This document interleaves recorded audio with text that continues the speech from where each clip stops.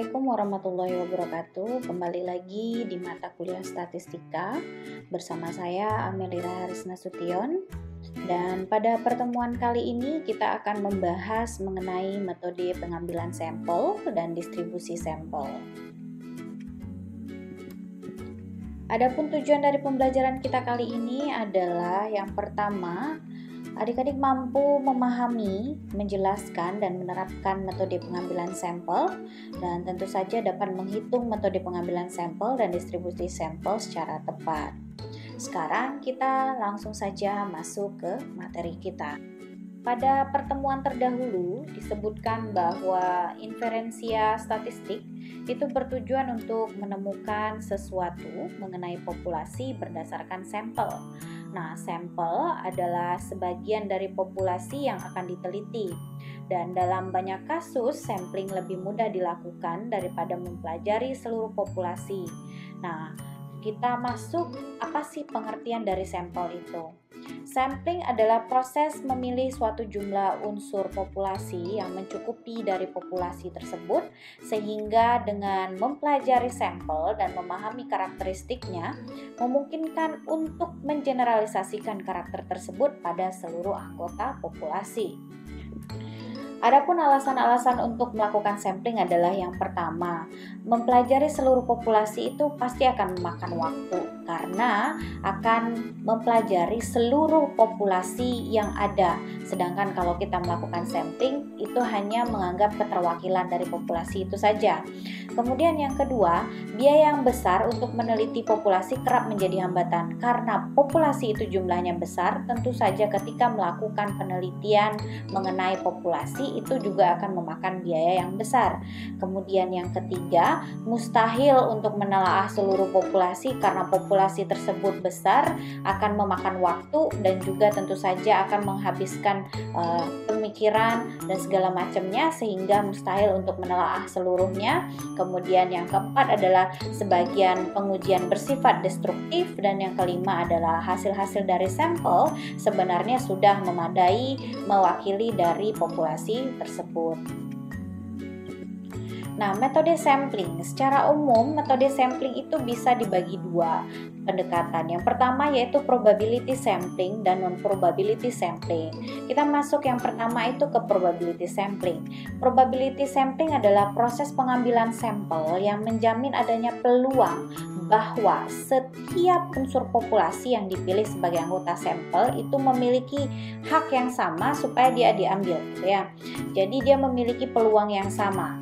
Nah, ini meliputi apa saja? Yang pertama ada namanya random sampling, kemudian ada yang namanya systematic sampling, kemudian ada yang namanya stratified random sampling, dan yang terakhir adalah cluster sampling. Kemudian yang kedua ada lagi yang namanya non-probability sampling. Jadi non-probability sampling ini adalah proses pengambilan sampel yang tidak menjamin adanya peluang bahwa setiap unsur populasi dipilih sebagai anggota sampel. Kalau tadi kan semuanya itu memiliki peluang, sedangkan yang sekarang dia kemungkinan besar tidak semuanya bisa memiliki peluang yang sama. Nah, contohnya apa? Itu misalnya dengan melakukan snowball sampling. Snowball sampling ini misalnya dilakukan dalam penelitian yang terkait dengan tata niaga pertanian atau juga terkait dengan sejarah. Nah, untuk snowball sampling ini contohnya adalah misalnya kalau adik-adik melakukan penelitian terkait dengan tata niaga atau riset pemasaran, misalnya adik-adik bertanya pertama kali kepada petani, kemudian petani adik-adik tanya kepada siapa dia menjual produknya, dia menjawab bahwa saya menjual produknya kepada pedagang pengumpul. Nah, kemudian pedagang pengumpul yang mana? Nah, dia akan menunjuk pedagang pengumpul yang si A.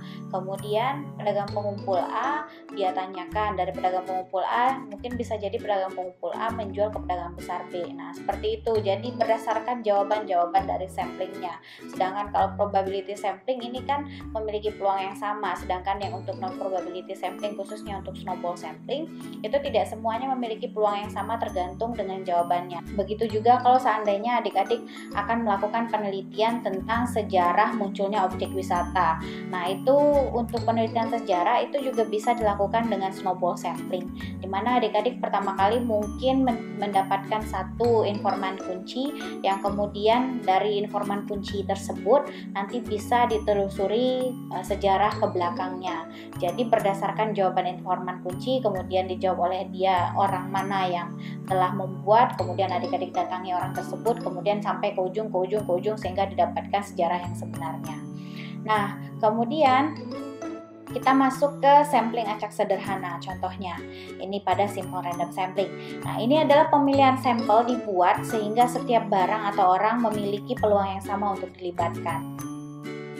Nah, ini sebagai contohnya adik-adik, misalnya nama adik-adik satu kelas dimasukkan ke dalam kotak atau bowl yang kemudian diaduk. Nah, semua orang di dalam kelas itu memiliki peluang yang sama untuk ditarik namanya dari bowl atau kotak tersebut. Jadi ini seperti penarikan lotre ataupun penarikan undian gitu adik-adik. Jadi semua orang di dalam kelas adik-adik bisa memiliki peluang yang sama. Ini untuk sampling acak sederhana. Nah, kemudian yang kedua sampling acak sistematis. Jadi ini bedanya terletak pada penetapan titik awal yang dipilih. Kemudian setiap anggota K-nya dari populasi dipilih. Jadi K itu diperoleh dari jumlah populasi dibagi dengan jumlah sampel. Jadi dia acak hanya saja dari awal sudah ditentukan. Kemudian yang selanjutnya adalah sampling acak bertingkat, yaitu populasi dibagi menjadi subkelompok yang disebut dengan strata, dan satu sampel dipilih secara acak dari setiap strata. Nah, sampling bertingkat memiliki keunggulan dalam sebagian kasus lebih akurat dan merefleksikan karakteristik suatu populasi dibandingkan sampling acak sederhana dan sistematis. Nah, ini sampling cluster, jadi bedanya adalah populasi ini dibagi berdasarkan klaster-klaster atau kelompok-kelompok.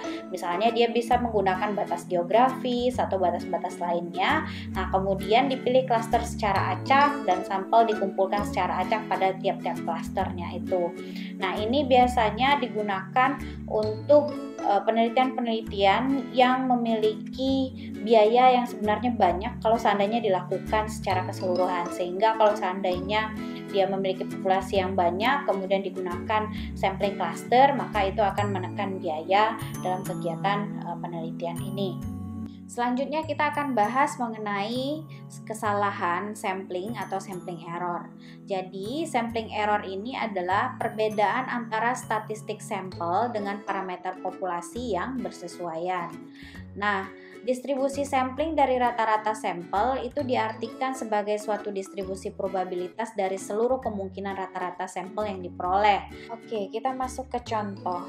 Jadi suatu populasi terdiri dari 4 nilai sebagai berikut: 12, 12, 14, dan 16. Yang pertama, tuliskan seluruh sampel yang berukuran 2 dan hitung rata-rata tiap sampel. Kemudian hitung distribusi rata-rata sampel dan rata-rata populasi, kemudian bandingkan hasilnya. Dan yang terakhir adalah bandingkan sebaran populasi dengan rata-rata sampel tersebut. Nah, sekarang langsung kita jawab. Maksudnya yang pertama itu tuliskan seluruh sampel yang berukuran 2 dan hitung rata-rata setiap sampel. Maksudnya adalah dengan 2 kemungkinan adik-adik sekalian. Jadi dengan angkanya itu dengan 2 kemungkinan. Nah, kemudian kita coba di sini 12 kita buat dulu 12 dengan 12, kemudian 12 ini dengan 14, kemudian selanjutnya 12 lagi di sini ya dengan 16, kemudian selesai, berarti selanjutnya 12 lagi yang sini dengan 14, kemudian 12 yang ini dengan 16,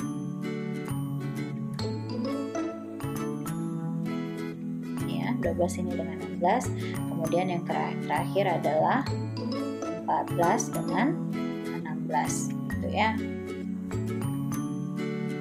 Nah, dari sini 12 tambah 14 itu totalnya adalah 26. Rata-ratanya berapa adik-adik? 13. Kemudian ini 12 tambah 16 itu adalah 28. Rata-ratanya adalah 14. 12 tambah 14 itu adalah 26 lagi, rata-ratanya adalah 13, kemudian 12, 16 itu adalah 28, maka rata-ratanya adalah 14, kemudian dan ini adalah 14 dan 16 itu 30, jadi rata-ratanya adalah 15. Nah, ini selesai untuk jawaban yang pertama. Kemudian kita kembali ke yang kedua, hitung distribusi rata-rata sampel dan rata-rata populasi, kemudian bandingkan hasilnya. Nah, kalau kita menggunakan rata-rata sampel dan rata-rata populasi, sekarang kita coba dulu pertama dengan menggunakan mu-nya X bar atau rata-rata sampel. Jadi rata-rata sampel kita bisa lihat berarti 12, kemudian 13, kemudian ini bukan koma ya adik-adik, ini ditambah, ini rata-rata sampelnya ya, kemudian 14 ditambah lagi 13 ditambah lagi 14 ditambah lagi 15. Jadi kemudian baru kita bagi dengan 6, totalnya 6 ya, ini 6 sampel sama dengan 13,5. Coba silahkan dicek ya sama atau tidak. Nah, ini untuk rata-rata sampel kita selesai. Nah, sekarang gunakan untuk melihat dengan rata-rata populasi. Kalau rata-rata populasi tentu saja cuma mu saja. Rata-rata populasi kan lihatnya dari sini nih ya. Ini yang kita gunakan. Berarti 12 ditambah 12 ditambah 14 ditambah 16, kemudian dibagi lagi dengan 6, maka dapatlah 13,5. Jadi hasilnya sama ya adik-adik antara ini, apakah itu dengan menggunakan rata-rata sampel ataupun dengan rata-rata populasi. Nah, sekarang kita jawab soal yang ketiga, bandingkan sebaran populasi dengan rata-rata sampel. Nah, kita akan lihat bahwa dari sini kita dapat menyimpulkan lebih banyak dispersi dalam data dibandingkan rata-rata sampelnya. Jadi rata-rata sampelnya bervariasi antara 12 sampai 15, sedangkan populasinya 12 sampai 16. Itulah untuk kesimpulannya pada contoh ini. Sekarang kita masuk ke teorema limit tengah atau central limit theorem. Jadi jika seluruh sampel berukuran tertentu dipilih dari populasi manapun, distribusi sampling dari rata-rata sampelnya mendekati distribusi normal. Nah, jika sampel berukuran semakin besar, teorema ini akan semakin akurat. Oleh karena itu, ini adalah contoh dari gambar dari teorema limit tengah yang menunjukkan hasil-hasil teorema limit tengah untuk beberapa populasi. Jadi pernyataan formalnya adalah yang tadi, yang ini adik-adik, jika seluruh sampel berukuran tertentu dipilih dari populasi manapun, kemudian distribusi sampling dari rata-rata sampelnya mendekati distribusi normal, jika sampel berukuran semakin besar, maka teorema ini akan semakin kuat. Jadi N-nya semakin besar, ini, maka dia akan semakin kuat untuk teorema limit tengah tersebut. Nah, kemudian kesimpulannya adalah, jadi rata-rata distribusi dari sampel akan sama persis dengan rata-rata populasi jika tidak mampu memilih semua kemungkinan sampel yang berukuran sama dengan suatu populasi. Jadi mu-nya itu sama dengan mu X bar. Ini adalah salah satu kesimpulan dari hasil pencarian kita tadi. Ada yang ini ya adik-adik, yang bagian ini. Nah, kesimpulan dari ini. Nah, kemudian sekalipun kita tidak memilih seluruh sampel, kita dapat mengetahui bahwa distribusi rata-rata sampel akan mendekati rata-rata populasi. Nah, hal ini juga terkait dengan teorema limit tengah ini juga akan ada lebih sedikit sebaran dari distribusi sampling dari rata-rata sampel pada populasi jika standar deviasi populasi adalah standar deviasi dari distribusi rata-rata sampel. Nah, ini adalah untuk kesalahan standar dari rata-rata sampel tersebut. Nah, menggunakan distribusi sampling dari rata-rata sampel. Jadi kita dapat mengkonversi distribusi normal apapun dalam distribusi normal standar atau baku dengan menggunakan rumus nilai Z. Ini adalah gunanya tabel Z yang telah dipelajari sebelumnya. Nah, namun banyak keputusan bisnis mengacu pada sampel yang tidak didasarkan pada satu pengamatan, sehingga yang harus dilihat adalah distribusi X-nya, X bar maksudnya rata-rata sampel, bukan X berdasarkan nilai satuan pengamatan dan menggunakan kesalahan standar dari N pengamatan, bukan standar deviasi. Oleh karena itu, rumus untuk menggunakan distribusi sampling dari rata-rata sampel adalah dengan menentukan nilai Z dari X ketika standar deviasi populasi diketahui. Ini rumusnya, agak berbeda dengan yang minggu lalu. Nah, rumusnya adalah Z sama dengan X bar dikurang mu dibagi dengan sigma bagi akar N, di mana X bar kurang mu ini menunjukkan kesalahan sampling dan sigma dibagi akar N ini menunjukkan kesalahan standar dari rata-rata. Oke, kita masuk ke contoh. Contoh rata-rata skor S1 untuk siswa atlet divisi 1 adalah 947 dengan standar deviasi adalah 205. Jika Anda memilih sampel acak dengan 60 orang siswa, bagaimana kemungkinan rata-ratanya di bawah 90? Mari kita selesaikan. Jadi tadi adik-adik, untuk rumus Z-nya adalah Z sama dengan X bar dikurang dengan mu dibagi dengan sigma dibagi dengan akar N. Nah, sekarang kita lihat dulu untuk X bar-nya yang mana kira-kira menurut adik-adik? X bar. Jika Anda memilih sampel acak dengan 60 orang siswa, ataukah yang mana? Ini ya, X bar-nya. Bagaimana kemungkinan rata-ratanya di bawah 900? Berarti ini adalah X bar 900. Kemudian mu-nya mana? Mu-nya ini ya, rata-rata skor nih ya. Berarti ini 947. Kemudian sigma, standar deviasi ini ya, 205. Nah, sekarang untuk N-nya mana? N-nya ini 60, akar 60. Sekarang coba kita sama-sama cari. Jadi 900 kurang 947 itu adalah min 47. Kemudian sekarang dicari lagi 205 dibagi dengan akar 60. Maka didapatkanlah 26,47 karena di sini 465 ya. 47. Maka min 47 dibagi dengan 26,47 didapatkanlah min 1,775. Berarti saya bulatkan aja ke 8 ya adik-adik, min 1,78.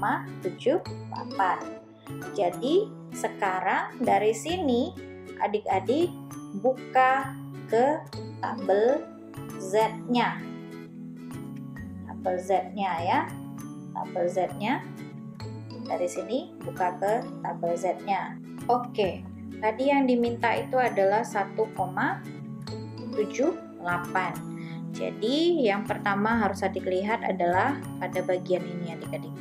Bagian Z yang sebelah sini dulu. Ini kan sudah ada videonya ya untuk tutorialnya. Kemudian baru ke kiri ini. Berarti kalau 1,78 berarti 1,7, kemudian tarik ke sini ke 78 sini ya, berarti 0,4625. Nah, nilai dari 1,78 di Z itu adalah 0,4625. Nah, sekarang kan dia tanya, jika Anda memiliki sampel acak dengan 60 orang siswa, bagaimana kemungkinan rata-ratanya di bawah 900? Kalau di bawah 900, kalau seandainya kita bikinkan grafik seperti ini, kurva seperti ini maksud saya, ini ya. karena dia minus kan di sini ya, minus di sini dia, ini dia 1, minus 1,78. Berarti kalau tadi yang disebutkan seperti yang sudah saya ajarkan di sini itu adalah 0,5, di sebelah sini juga ada 0,5, maka kalau seandainya nih di bawah 900 berarti di bawah ini lagi ya, di bawah 1,78 berarti ke sebelah sini lagi. Berarti yang dia tanya ini nih berapa nih, berarti 0,5 dikurang 0,4625. Jadi bagaimana kemungkinan rata-ratanya atau probability-nya di bawah 900 adalah 0,5 dikurang 0,4625, maka hasilnya adalah 0,0375. Berbeda halnya adik-adik kalau seandainya dia tanya di atas 900. Kalau di atas 900 ke depan sini dia. Depan sini ya. Ini saya arsir saja. Arsir dengan red. Nih, kalau ini dia di bawah 900, kalau ke depan sini di atas 900. Kalau di atas 900 berarti nilai ini nilainya tadi adalah 0,4 ini ditambah dengan 0,5. Itu kalau di atas 900. Tapi untuk soal kita adalah di bawah 900. Oke, untuk soal ini sudah. Nah, di hadapan adik-adik ini adalah contoh soal pertama dan ini adalah contoh soal kedua yang akan dikumpulkan sebagai tugas terstrukturnya adik-adik. Nah, bagi adik-adik yang merasa ragu atau merasa kurang, boleh bertanya di kolom komentar ataupun membuka video saya yang lainnya terkait dengan pembelajaran ini tapi dengan contoh kasus yang lainnya. Oke, sekian saja untuk pertemuan kali ini. Atas perhatian adik-adik saya ucapkan terima kasih. Assalamualaikum warahmatullahi wabarakatuh. Selamat pagi, siang, atau sore, atau malam tergantung dengan adik-adik membuka video ini.